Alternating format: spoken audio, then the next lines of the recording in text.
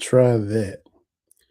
My bad. So, man, start all over again. Cam.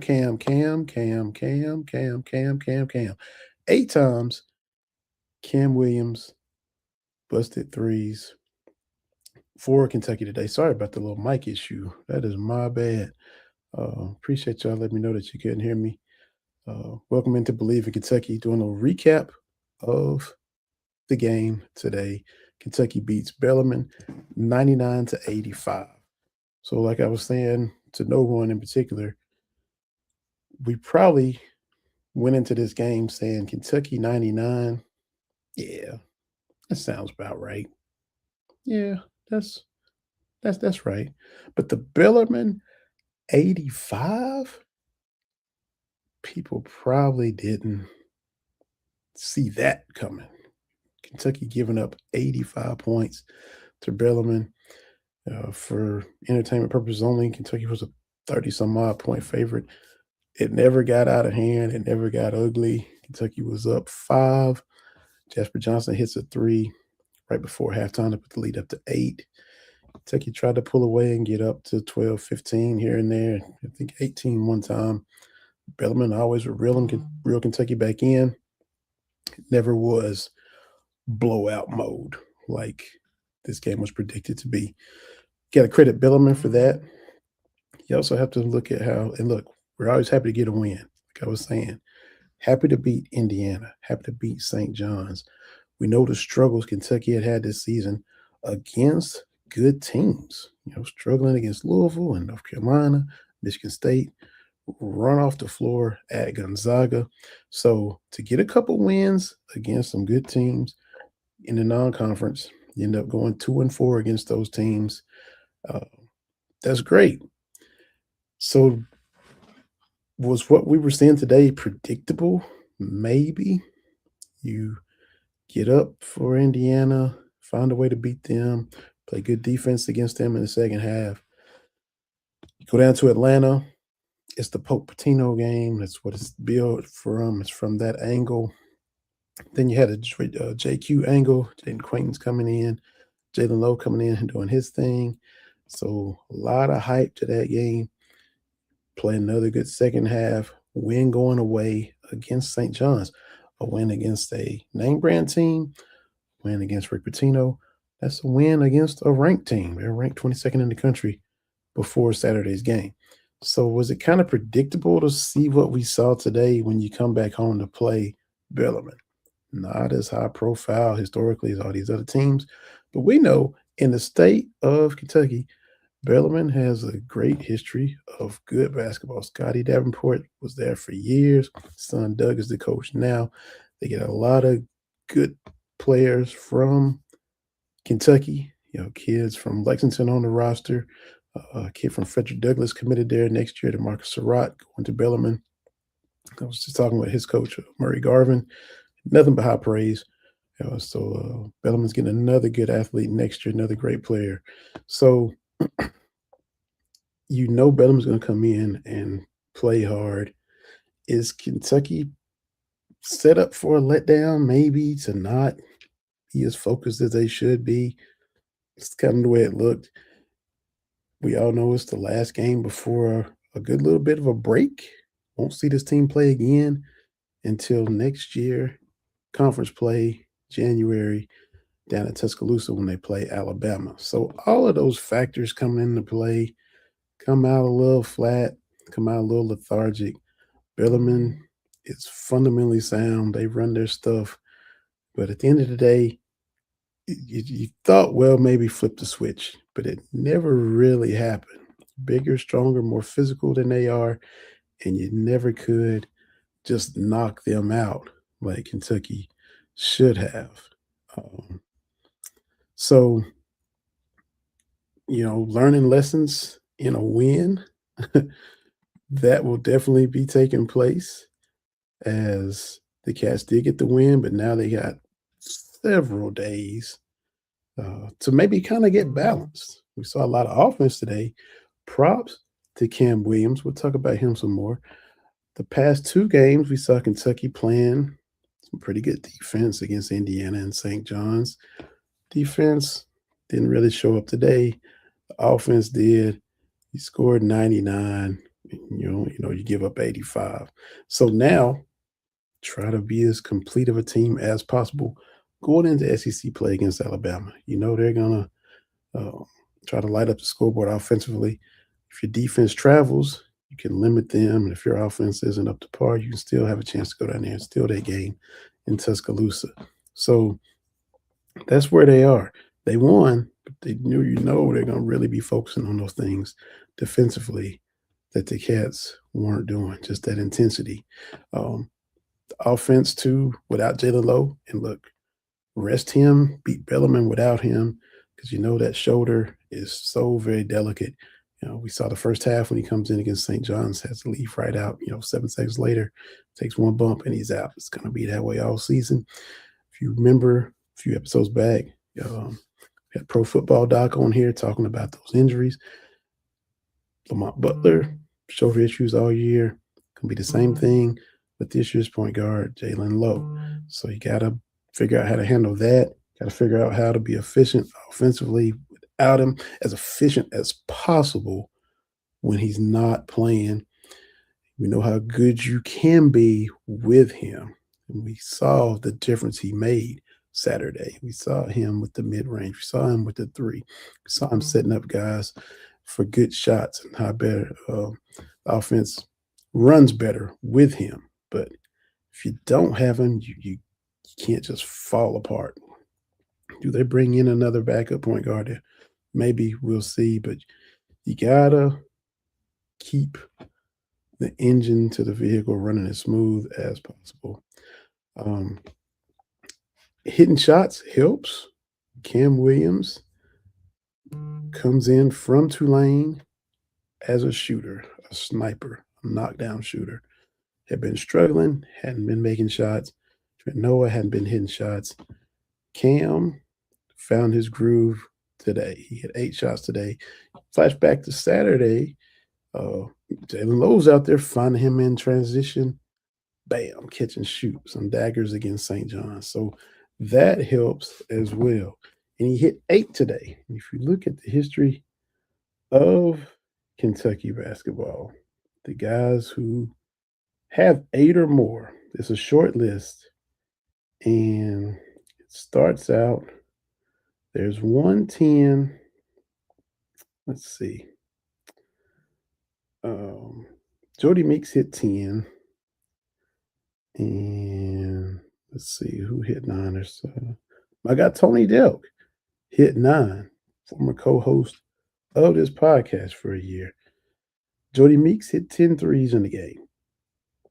Tony Delk hit 9. Jody Meeks also hit 9. It was on that tear he was on when he was pretty much the main highlight of the Billy Gillispie era. Cameron Mills has had games where he had 8 threes. Derek Miller, 8 threes. Jody Meeks on the list again. He had a game where he made 8. Eric Bledsoe hit 8 in one game. Jamal Murray, Malik Monk, Emmanuel Quickly, now Kam Williams. 1, 2, 3, 4, 5, 6, 7, 8, 10. 11 instances where a Kentucky player has hit 8 or more threes in a game, with Jody Meeks doing it 3 times himself. So Kam Williams joins that elite set of snipers. And I think Eric Bledsoe, that was the team that, famously failed to West Virginia due to the lack of shooting. West Virginia hit that 1-3-1 on them. Couldn't hit shots, but Eric Bledsoe did go off for 8 threes in a game during his time at UK. So congratulations to Kam Williams. The shot was pure. You see him shooting, and his stroke looked way too good to be struggling the way he was. It was 5 years ago that Emmanuel Quickly hit those, February 2020. So 5 years later, we have another 8 plus 3-pointers made in the game. So congrats to Kam Williams. He was locked and loaded. He's letting it fly. He's got that swagger back, got that flow back, and that's good to see going into conference play. So, that confidence Get that rhythm is definitely a welcome sight. Um, let's see.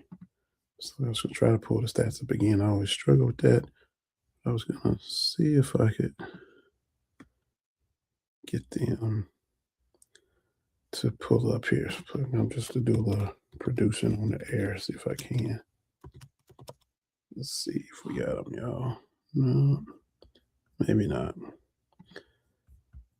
Thought I had it together. But yeah, just the fact that Bellarmine had no resistance. Is basically what I was just going to highlight. Just the stats from the end of the game.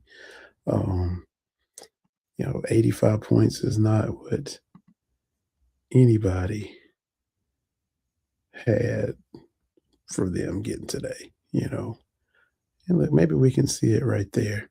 Um, the Big Blue Insider tweet where they were, 52% for the game. Well, 26 of 50 is what they shot. That is just way too easy. They're way too comfortable. Uh, Kentucky should have killed them on the glass, and it was 29-26 as far as the rebounds. Kentucky only out rebounds them by 3.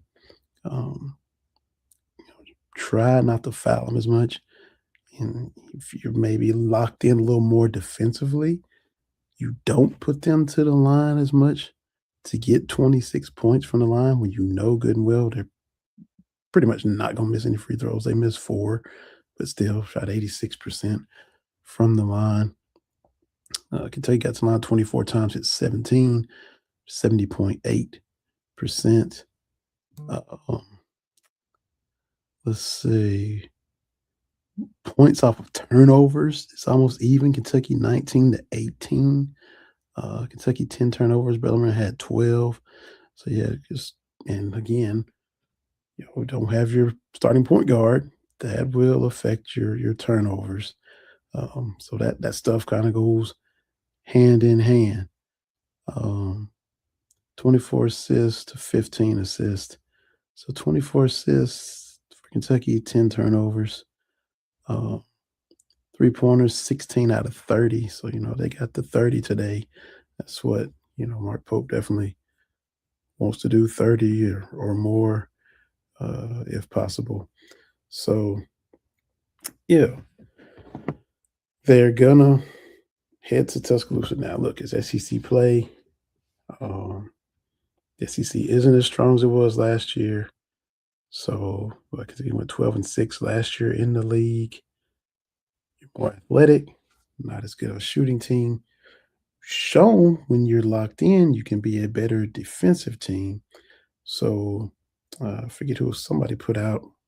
Would you take 11-7 now, or would you play it out? I say play it out. If you go 13-3 or better, don't settle for 11-7. Even though you're not right now as good a shooting team as you were last year, should be better defensively. Jaden Quaintance is rounding into form. Didn't play him a lot today. You shouldn't against a team like Bellarmine. So, bring it defensively every game. Bring your lunch pail. Let your defense travel. All those cliches that really do matter. The league isn't as strong. You're not as good as shooting team. Better defensive team. Bounce here, bounce there. I think you can maybe do better than 11-7. Keep Jalen Lowe healthy. That will play into it a lot as well. But you're gonna have a physicality. Diabate, Quaintance. They're able to mix it up. BG will be out there. He's motivated now to bring some energy and hustle, and had that fire lit under him.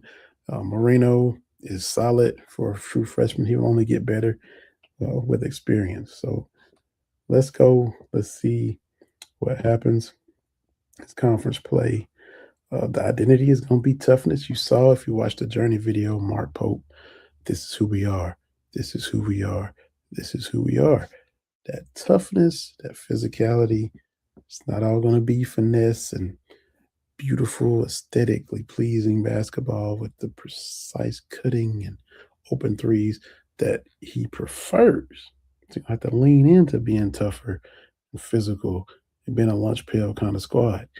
And look, this break is at a perfect time. Get healed up a little bit, get your continuity.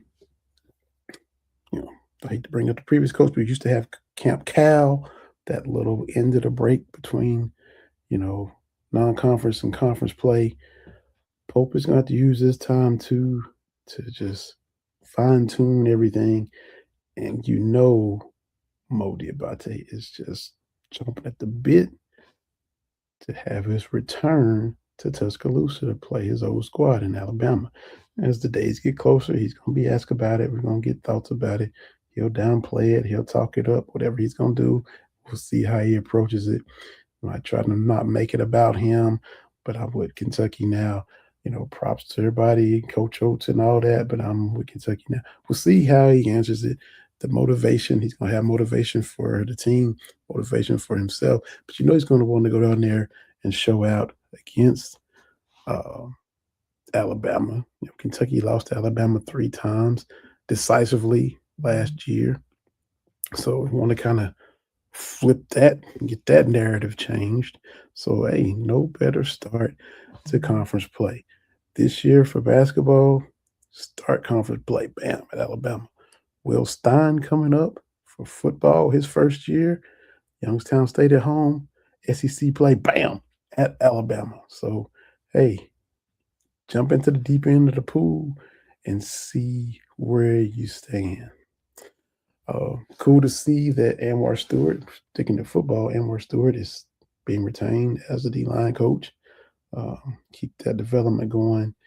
Keep some continuity. Somebody that's, he played here, he's been here for a while. Will Stein, of course, is coming in and bringing in guys and rounding out his staff. So we'll see how all that plays out. And like I said, it'll be spring game before we know it. And we'll continue to get more of an idea of, the product and players he's going to try to have in the team he's going to try to field. Kentucky volleyball came up short in the national championship on Sunday. They fell to Texas A&M 3-0. Got swept. Picked one of those, you pick a bad day to have a bad day. Had a great season, amazing season. Non-conference, SEC season, SEC tournament, NCAA tournament. Great run all the way up until the national championship game. The game against Wisconsin in the Final Four to get to Texas A&M to set up an all SEC final. That was epic. Had a chance to win the first set against A&M. Let that slip away, and then they were just kind of out of sorts. Weren't able to get any kind of rhythm. A&M had the momentum. Momentum is crazy in every sport, and they had it, and they didn't relinquish it. So props to Texas A&M for doing their thing and getting the dub, getting the natty, and taking the trophy back to College Station. I hate to be that guy as far as Kentucky volleyball on Twitter. When the game is over, you gotta post that final. As much as it sucks to post the final, as much as it sucks to get swept, you gotta put, at the end of set 3, you gotta type up final 3-0. They did at the end of set 2. Texas A&M was up 2-0. But we all make fun of every team from every sport if they get beaten, don't post a final. Years ago, Tennessee lost at home in football. It's like Georgia State, and they never posted the final. And I just clowned them and ripped them. And hey, what happened? Is the game over? What happened? So even though it sucks and you come up short, you gotta post that final score. It's But they had a great season. Coach Skinner and company are doing amazing. They're gonna be poised to be right back in the mix next year. Got a great deep team. We'll see what happens with the portal, the attrition, any movement, how that all plays out. But look, his track record is unbelievable. The marketing he did promoting this team down the stretch in the Raptors at Rupp, the fifth third building in Lexington, been the fighter jet Top Gun style. Amazing, amazing stuff from Coach Skinner. So congratulations on a wonderful season to him and his squad. My apologies for being on the struggle bus. This mic issue for everybody that's watching live as of right now. I appreciate y'all getting in the comments saying that you weren't able to hear anything. So that was completely my fault. I don't know. I had something plugged in that shouldn't have been, something that unplugged that should have been plugged, something to that effect. But thank y'all so much. Um, so enjoy your time off. Cats, enjoy your time off as far as getting some rest and getting back on the practice court to get ready for Alabama. Congrats to Kam Williams for doing his thing, handling his business, and lighting it up. Uh, that was fun to see, and no doubt we'll see a balance. We'll see the team, come together. I think we'll see a complete team. The potential is there to be a strong defensive team and a team that's capable of scoring some points. You look at the struggles in the first half against Indiana and St. John's. They had 25 points at halftime against St. John's, if I'm not mistaken, down 32-25, and still drop almost 80 on them. Uh, you look at however many they had against Indiana, and they still end up with 72 and hold them to 60. I'm going to pull that up real quick. Big Blue History, St. John's. And let's see. Yeah, St. John's game this past Saturday, it was, let's see. Of course, I'm not even finding it now. But it was beat them by 10 or 12 or whatever it was. And oh well. Anyway, I can't ever find that when I need to try to find it. But let's see here. Yeah, let me try it this way. Y'all bear with me one more time here. 24, 25. Can't find it. Anyway, let me try one more thing. Y'all bear with me. I'm trying to find how many they had at halftime of the St. John's game. Yeah, 78-66, down 32-25. Scored 53 points in the second half. Still end up with almost 80 points. As rough as that first half was against St. John's. Indiana. Here we go. 39-32. Again, trailing by 7 at halftime. Scored 40 in the second half, hold Indiana 21, 72-60.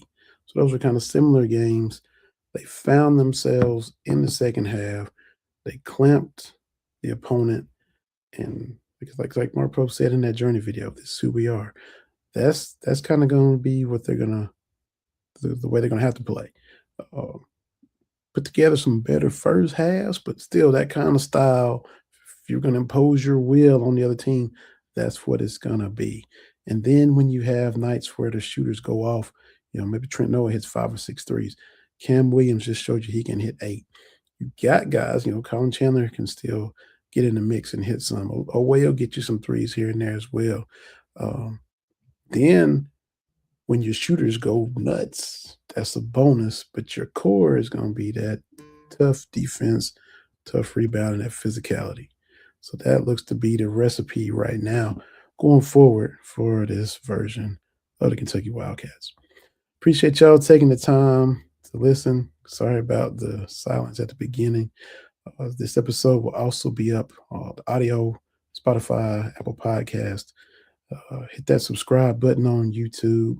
Appreciate everybody in the comments. Enjoy the rest of your afternoon. If you got some time off, enjoy that, relax, soak that up. It's been another episode of Believe in Kentucky. Go Cats. My name is Vinny Hardy. See y'all on the next episode. Believe in Kentucky on the Believe Network.